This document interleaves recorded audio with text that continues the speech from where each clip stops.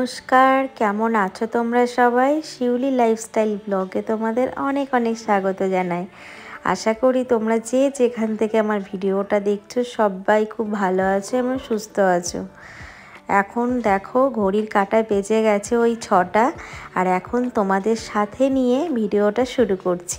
আশা করি আজকের ভিডিওটা তোমাদের অনেক ভালো লাগবে। তোমরা দেখতে থাকো আর আমার পাশে থেকো। এখন দেখো ঘুম থেকে উঠেই ফ্রেশ হয়ে একদম কিন্তু নাইটিটা চেঞ্জ করে নিয়ে কিন্তু আমি ঘরটা ঝাড় দিতে শুরু করে দিয়েছি। কারণ সকালবেলায় তোমরা জানো অনেক বন্ধু যারা আমার পরিবারের রোজগারের সদস্য, যে আমার সকালবেলা ঘুম থেকে উঠেই কিন্তু আগে আমার রান্নাঘরে ঢুকতে হয়, কারণ 8টা থেকে 9টার মধ্যে আমাকে খাবার কিন্তু কমপ্লিট করতেই হবে। আর যতই ঠান্ডা পড়ুক না কেন আমাকে কিন্তু কাজগুলো সেরে নিতেই হবে। আর কি বলো তো, মানে ট্যাঙ্কির জল যে কতটা ঠান্ডা সে তোমরা একমাত্র আমার বন্ধুরা যারা হাউস ওয়াইফ তারা কিন্তু বেশিরভাগই জানতে পারবে।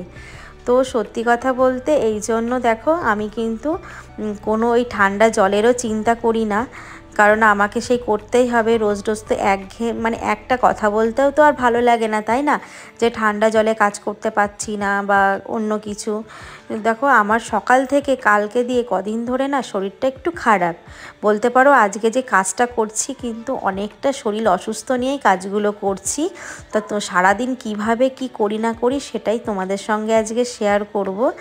তো আমি কিন্তু একজন সাধারণ ঘরের সাধারণ হাউস ওয়াইফ হয়ে বউয়ের দায়িত্ব প্লাস দিদির দায়িত্ব প্লাস সন্তানের দায়িত্ব নিয়ে কিন্তু সবার দায়িত্ব আমার ঘাড়ে। যার জন্য অসুস্থ হলেও কিন্তু আমাকে কিন্তু বসে থাকলে হবে না, সবার মুখে খাবার জোটাতে গেলে আমাকে কিন্তু সব কিছু দায়িত্ব পালন করতে হবে, যতই হোক না কেন নিজের শরীর খারাপ। যার জন্য দেখো ঘরটা ঝাড় দিয়ে নিয়ে এই যে ভাতটা বসিয়ে দিচ্ছি। তারপরে কিন্তু হাজব্যান্ডের গরম জল চা, তার সঙ্গে কিন্তু সবার খাবার পরপর আমাকে করতে হবে। এই কদিন ধরে এতটা পরিমাণে ভোরবেলা ওঠা হচ্ছে, ভোরবেলা তো এমনিও উঠি, আর ঠান্ডার জন্য না ভেতরে না আমার অনেকটাই ঠান্ডা লেগে গেছে। আর আমার একটুতে ঠান্ডার ধাত অল্পতেই ঠান্ডা লেগে যায়। সেই ঠান্ডা সহ্য করে কিন্তু সকালবেলা উঠে থেকে কাজ শুরু করে দিই। তো এদিকে দেখো আমি কাঁচা টমেটো দিয়ে আমি ডাল করব, তার জন্য কিন্তু প্রেসারে এই যে বসিয়ে দিয়ে তারপরে কিন্তু হাজব্যান্ডের জন্য গরম জল করব। তার আবার বেডটি না দিলে কিন্তু চলে না, তো সেইগুলো আমাকে গুছিয়ে আমাকে বিছনায় গিয়ে দিয়ে আসতে হবে। তো এইটুকু আরাম তো আমার আমার কাছ থেকে পাওয়ার তো ওর তো অনেক অধিকার থাকতেই পারে, তাই না? কারণ আমাদের জন্য বেচারাটা সারাদিন এত পরিশ্রম করে, এইটুকু নাই কষ্ট নাই করলাম, তাই না? তো এদিকে দেখো গরম জলটা দিয়ে আসলাম, আর আমি এদিকে চা করছি, দুধ চা করে দিচ্ছি। আর ভাই ঘুমাচ্ছে, মাম্মামও ঘুমাচ্ছে। তো হাজব্যান্ড তো এখনই উঠে গেছে। আজকে বেশি কিছু আইটেম করব না বন্ধুরা, আজকে করব সব রকম সবজি দিয়ে একটা তরকারি, তার সঙ্গে কাঁচা টমেটো দিয়ে ডাল, আর করব মাছের ঝোল। বন্ধুরা আমার এতটা পরিমাণে ঠান্ডা লেগে গেছে, শরীরটা এতটাই খারাপ, একটু কথাগুলো হয়তো এড়িয়ে যেতে পারে, প্লিজ তোমরা কিন্তু মানিয়ে নিও। আর তোমরা যারা ভিডিওটা দেখছো তারা প্লিজ লাইক কমেন্ট করো, আর ভিডিওটা প্রথম থেকে শেষ পর্যন্ত দেখো। আমি কিন্তু প্রত্যেক বন্ধুর পরিবারে গিয়ে ফুল ওয়াচ করি, লাইক করি, তো সেই আন্দাজে কিন্তু আমার লাইক কমেন্ট অনেক কম আসে। তোমরা কিন্তু আমার পরিবারে এসে দেখে নিতে পারো আমার কতটা লাইক কমেন্ট অনেক কম আসে। যাই হোক, তারপরে দেখো এদিকে তরকারিটাও বসিয়ে দিয়েছি, বসিয়ে দিয়ে যে এদিকে ডালটাও ফোড়ন দেবার, এদিকে দেখতেই পাচ্ছ আমার ভাতটা হয়ে গেছে। আর বন্ধুরা আমি যে সকালবেলা থেকে কাজ করছি না, আমি না বুঝতে পারছি না আমার শরীরটা কেন খারাপ লাগছে, শরীরটার মধ্যে ম্যাচ করছে। আমি না জ্বর লাগছে না কি লাগছে আমি অনুমান করতে পারছি না, কিন্তু আমি থাকতে পারছি না। তবুও আমাকে কিন্তু কাজগুলো তাড়াতাড়ি করে সারতে হবে, কারণ ওরাও তো বেরাবে, ওরা সবাই সবার কাজে যাবে। তার মধ্যে আমার মেয়ে আছে বাড়িতে, তাকেও তো দেখতে হবে। তো আমার এখন কি মনে হচ্ছে জানো তো, একটু শুয়ে পড়ি, আমি আর পারছি না জানো তো, অনেকটা কষ্ট হচ্ছে আমার। বললাম না কেমন যেন অস্বস্তি লাগছে, ভেতর একটা জ্বর লাগছে, চোখ দিয়ে জল পড়ছে, এদিকে কাশিও হচ্ছে না, কিন্তু ওরকম ঠান্ডা মনে হচ্ছে না, কিন্তু কেমন একটা না শরীরটা খারাপ লাগছে। আমি মাথাটা ভার হয়ে আসছে, এত পরিমাণে মাথাটা ভার হচ্ছে, মনে হচ্ছে মাথাটা তুলতেই পারছি না। যাই হোক কী করবো বলো, আমাকে তো করতেই হবে। যতটা ভাবছি যে তাড়াতাড়ি করে একটু বিশ্রাম নেবো, জানি জানি না কখন বিশ্রাম নেব, বলতে পারছি না। তো যাই হোক বন্ধুরা, এদিকে কিন্তু আমার কিন্তু ডাল তরকারিটা হয়ে গেল।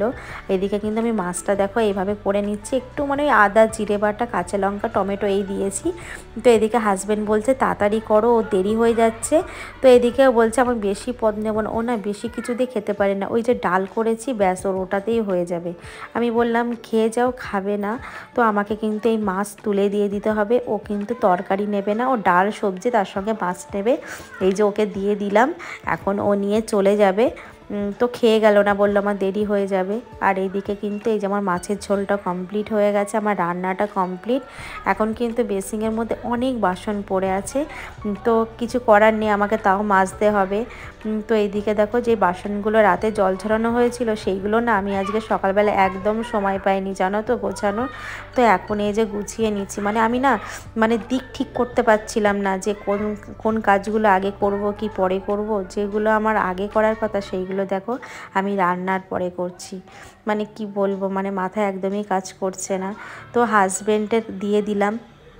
তো বইয়ের কর্তব্য তো আমি করলাম, কারণ তো আমি হাউস ওয়াইফ হয়ে আমাকে তো এটা করতেই হবে, যতই তোমার শরীর খারাপ হোক না কেন তোমারটা তোমাকে করতেই হবে। আর তোমাকে কিন্তু কেউ করে দেওয়ার মতো নেই, বা তোমাকে কেউ এসে বলার কেউ নেই যে তোমার শরীর খারাপ তুমি বসো বা আমি করে দিচ্ছি, সেরকম কিন্তু তুমি কাউকেই পাবে না। আসল কথা সংসারটা তো নিজের, আর আমি যদি অসুস্থ হয়ে পড়ে থাকলেও কিন্তু তাদের মুখে ভাত জোটানোর মতো আর কেউ নেই। মানে এরম একটা ব্যাপার, তোমাকে করতেই হবে। এই যে এইদিকে কিন্তু আমার ঘরটার মানে ওভেন টোভেন পরিষ্কার হয়ে গেল, তার সঙ্গে কিন্তু আমার বাসনগুলো মাজা হয়ে গেল। এখন কিন্তু ভাই উপরে এসে ও স্নান করছে, আর আমি দেখো এখন কিন্তু এই যে ওকে খাবার দেবো, খেতে দিয়ে কিন্তু ওর টিফিনটা গুছিয়ে দেবো। তো বলতে পারো এক হাতে কিন্তু সব দিকেই সামলাতে হচ্ছে। ভাইয়ের দায়িত্বটাও পালন করছি দিদি হিসাবে, হাজব্যান্ডের দায়িত্ব পালন করছি, বউকে তো করতেই হবে, তার সঙ্গে কিন্তু আমি একজন মা। তো সাধারণ গৃহবধূ হয়েও যে এক হাতে অসুস্থ নিয়ে এইভাবে করছি, মানে আমি শুধু একটাই ভগবানকে বলছি, ভগবান আমাকে শক্তি দিও, আমি যেন ভেঙে না পড়ি, বা আমি যেন পড়ে বিছনায় পড়ে না যাই, আমি যেন অসুস্থ হয়েও যেন আমি করতে পারি। কিন্তু একবার বিছনায় পড়ে গেলে যে সত্যি বলছি এদের মুখের দিকে কে তাকাবে। বিশেষ করে আমার বাচ্চাটা, আমার হাজব্যান্ড নয় বাইরে চলে যাবে বা কিছু খেয়ে নেবে, কিন্তু আমার বাচ্চাটার মুখে দেওয়ার মতো কে আছে।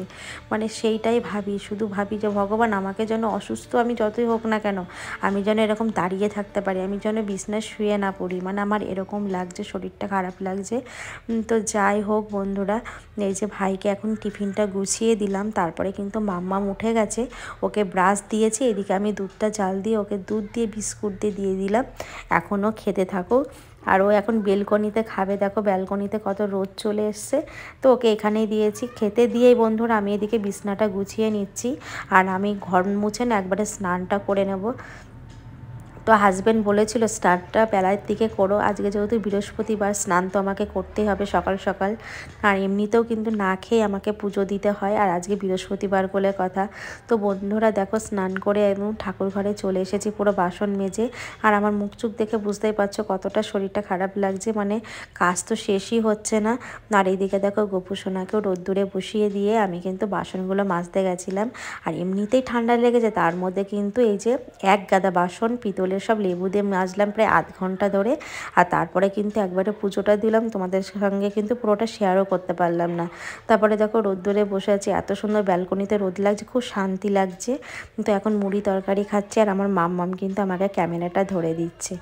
তো এইদিকে দেখো খাওয়া দাওয়া করে না অনেকক্ষণ বসে থাকার পর মাম্মামকে ওই যে স্নান করিয়ে দিয়েছি, আর আমাকে আমি যেই ভাবলাম একটু শোবো, সেই হাজব্যান্ড আমাকে ফোন করে বলছে ব্যাংকে যেতে হবে, তোমাকে ব্যাংকের বইটা নিয়ে, কারণ একটু আপডেট করতে হবে, আমাকে ব্যাংকের বইটা লাগবে। দেখো শরীরটা খারাপ নিয়ে এক্ষুনি আমাকে ছুটতে হবে, একটু বসতে পারলাম না বন্ধুরা, কিন্তু আমার প্রচণ্ড মাথা ঘোরাচ্ছে। যাই হোক ব্যাংকে এসে আপডেট করে যাচ্ছি, আর আমার না চোখ মুখ এতটাই অন্ধকার লাগছে, আমি এত আস্তে আস্তে যাচ্ছি বন্ধুরা, মনে হচ্ছে যেন আমি রাস্তায় মাথা ঘুরে পড়ে যাব, মানে এতটাই শরীর খারাপ লাগছে। আর বাড়ির দিকে যাচ্ছি, গিয়ে না একটু শোবো, আমার একদম ভালো লাগছে না। তো হেঁটে হেঁটে যাচ্ছি, বুঝতে পারছো মানে কতটা কষ্ট করছে। আর এইদিকে দেখো আমি এসে শুয়ে পড়েছি, আর আমার শরীরে দিচ্ছে না, আমার মাম্মা আমাকে কপালটা টিপে দিচ্ছে। সত্যি কথা বলতে এত ভালো লাগছে। দেখো আমার মাম্মা আমার কত কষ্ট বোঝে, তোমরাই দেখো। তো এই ব্যালকনি দিয়ে এত রোদ আসছে, আর আমার সত্যি কথা বলতে ও যেভাবে করছে আমার না ঘুম পেয়ে যাচ্ছে, আর শরীরটা প্রচণ্ড খারাপ লাগছে, মাথা যন্ত্রণা করছে আর মাথা ঘুরিয়ে ফেলে দিচ্ছে অনেক কষ্ট করে। কিন্তু ব্যাংক থেকে চলে এসে দেখো শুয়ে পড়েছি। তো অনেকক্ষণ পরে দেখো মাম্মাম বলছে মা আমাকে খেতে দাও। তো এদিকে আমি ডাল ফালগুলো আবার গরম করছি, যেহেতু সকালে করেছিলাম, এত ঠান্ডা, তার জন্য কিন্তু সব তরকারিগুলো গরম করে নিলাম। তা চলো এখন খেয়ে দিয়ে নিই। তো এদিকে আমি খাবারটাও বাড়ছি, আর আমি দাঁড়িয়ে থাকতে পারছি না বন্ধুরা, আমার মাথা ঘোরাচ্ছে। তো এদিকে আমার মাম্মাম দেখো খাবারগুলো নিয়ে টেবিলে রাখছে। তো খাওয়া দাওয়া হয়ে গেছে বন্ধুরা, এখন দেখো ওষুধটা খেয়ে নেবো। তো দুটো হয়ে গেছে, আবার রাতে একটা খেলে হয়ে যাবে। আর আমার মাম্মাম এত দুষ্টু না, যখনই ওষুধ খাবো ও আমাকে খাইয়ে দিতে যায়। তো এই জিনিসগুলো ভালো লাগে। আমার প্রচণ্ড শরীর খারাপ লাগছে। যাই হোক বন্ধুরা, এখন এই যে মাম্মামও শুয়ে পড়েছে, এখন আমিও শুয়ে পড়বো। এখন দুপুর 2টো বেজে গেছে। তাহলে চলো ভিডিওটা এখানেই শেষ করছি। তোমাদের কেমন লাগলো জানিও, ভালো লাগলে অবশ্যই সাপোর্ট করো, আর প্লিজ প্লিজ লাইক কমেন্ট করো। টাটা বাই, আবার নেক্সট কোনো ব্লগে দেখা হবে। ততক্ষণ তোমরা সবাই খুব ভালো